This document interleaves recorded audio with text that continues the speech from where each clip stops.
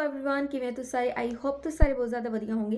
तो काफ़ी सारे पर्सन है जो ये कहते हैं कि फॉरएवर लिविंग प्रोडक्ट्स के जो प्रोडक्ट है वो इन्ने भी कुछ खास नहीं है। ठीक है, चलो एक बार मान लें तुहाडी गल कि खास नहीं है, बट वो प्लेटफॉर्म तुहानू एक एहो जिहा इनकम प्रोवाइड कर सकता है जो शायद कोई होर प्लेटफॉर्म तुहानू प्रोवाइड नहीं कर सकता। सैकेंड थिंग, सलमान खान है, शाहरुख खान है ना, या फिर जिन्ने भी सैलीब्रिटीज़ है और जिन्ने भी ब्रांड्स नू वो प्रमोट करते हैं वो सैल्फ यूज़ नहीं करते।